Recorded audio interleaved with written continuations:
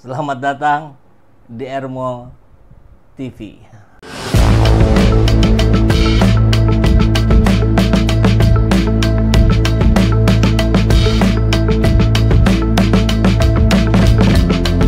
Bersama saya, Saiful Zaman, kebaikan yang terorganisir akan selalu mengalahkan kejahatan.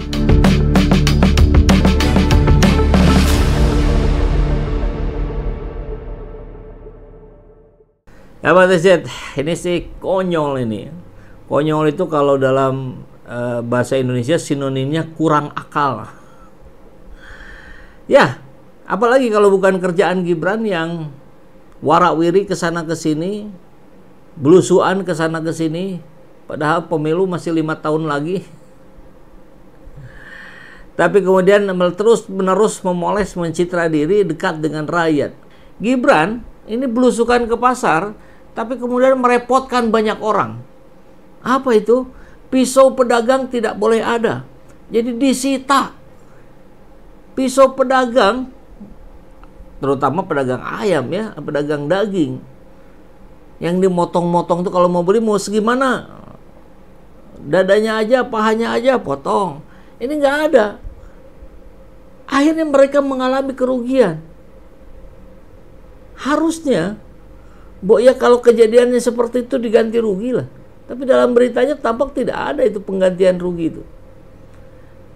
Mungkin nanti ditanya kenapa SOP menjaga. Kok ketakutan amat sih? Kan Anda dipilih mayoritas katanya 58%. Loh kok sebegitu takutnya Anda belusuan? Ya kalau pedagang ayam, pedagang daging kambing, daging sapi segala macam pegang pisau ya memang buat motong. Sekarang itu nggak boleh, disita sama petugas. Kan konyol itu. Gibran belusukan, pisau pedagang disita. Gibran ini kan kerjaannya hanya merepotkan dan merugikan saja. Merugikan siapa? Yang jelas tadi ini rakyat, pedagang, bangsa, negara juga rugi. Berapa dana yang harus dikeluarkan untuk mengawal seorang Gibran? Ada pas pampres, ada patwal, ada kepolisian yang nempel di lokasi, ada kebayang itu pengamanan lingkar 1, lingkar 2, lingkar 3, lingkar 5. Hanya untuk melakukan hal-hal yang tidak penting. Ya maksud kita nggak perlu oleh presiden. Bupati saja, wali kota saja cukup. Bahkan kalau perlu camat saja atau lurah saja. Kok kerjaan lurah diambil nih oleh seorang wapres. Padahal tugas wapres itu jelas. Dia mendampingi presiden, dia menggantikan presiden jika berhalangan. Dia membantu konsep-konsep yang akan dibuat oleh presiden. Bukan yang begini-begini. Nggak usah, harusnya nggak usah, diam saja lah. Kayak Pak Wapres Maruf Amin itu kan diam saja gitu, udah aja gitu. Kalau ya jadinya gabut gitu, gaji buta, ya sudahlah, terimalah itu resiko sebagai Anda yang terpilih sebagai Wapres. Kan gitu. Ini biaya yang dikeluarkan untuk kunjungan Gibran ini tidak sedikit. Kemudian apa faedahnya? Apa hasilnya? Nggak jelas juga. Apakah setelah dikunjungi Gibran kemudian mereka jadi sejahtera? Kan tidak. Yang ada malah mereka rugi.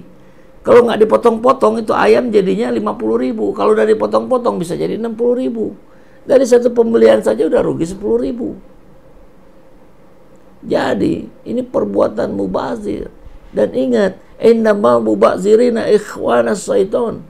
Bahwa sesungguhnya perbuatan mubazir itu adalah temannya setan. Siapa setannya? Ya setannya itu setan, itu temennya. Jangan. Pak Prabowo bilang kita harus efisiensikan. Kemarin di pertemuan dengan di Mendagri, gubernur, wali kota, bupati menekankan hindari pemborosan. Jangan studi banding ke luar negeri, nggak perlu. Studi banding di dalam saja, internet sudah canggih. Jangan mengada-adakan anggaran. Nah, yang Wapres lakukan kan justru pemborosan anggaran Pak Prabowo. Jadi silakan mulailah dari orang lingkar terdekatnya dulu ya. Siapa wakil Bapak tuh? Coba kita lihat beritanya. Untungnya buat rakyat apa sih belusukan terus ke pasar? Nggak ada. Yang ada untungnya buat dia. Pencitraan buat 2029. Kan begitu. Sekarang sedang jadi presiden ya, Prabowo ke luar negeri. Tadinya begitu, ramainya begitu. Wah, Indonesia akan berada dalam kendali Gibran. Mungkin Prabowo menyimak itu.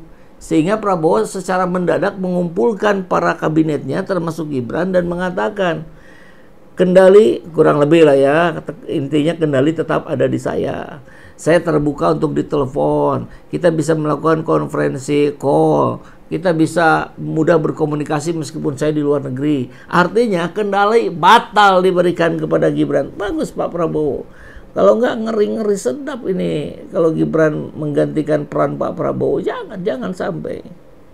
Makzulkan anak karam. Anak karam atau anak haram? Anak haram konstitusi. Satu kata, belusukan, fufu wafa, konyol. Hasil dari, oke, harusnya nggak usah jadi wapres, jadi kades aja cukup.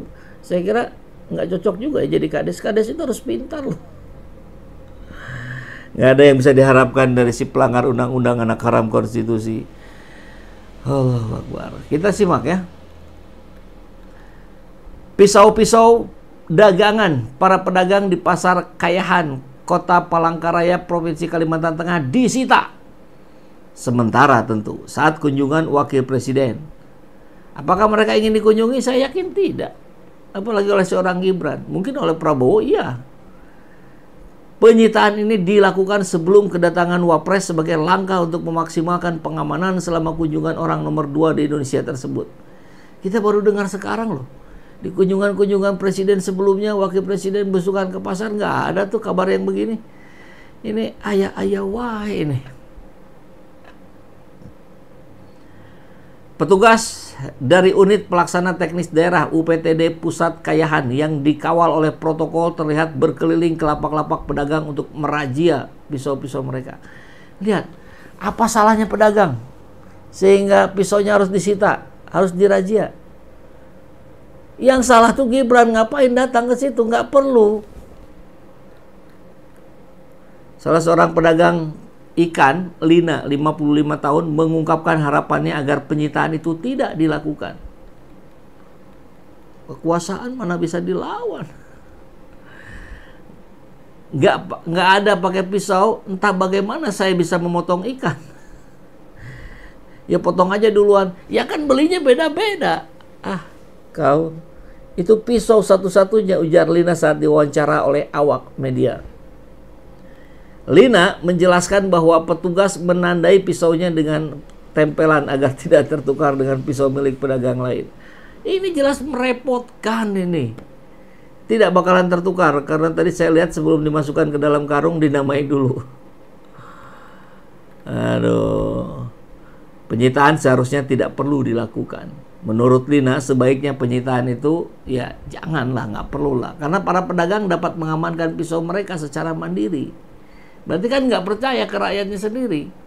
Ngapain pedagang ikan, pedagang ayam, pedagang daging mau melakukan hal yang macam-macam? Toh pengamanan juga sudah sangat kuat. Pas pampres gitu loh. Pasukan terelit di negeri ini kan pas pampres. Beginilah seandainya ada orang beli ikan dan minta dipotong langsung, bagaimana kami bisa memotong untuk pembeli? Ini belah-belah dipaksa-paksa, nggak bisa itu. Lina juga menjelaskan bahwa keuntungan dari penjualan ikan seberat 1 kg tanpa dipotong adalah 55.000. Sementara jika sudah dipotong bisa mencapai 60.000.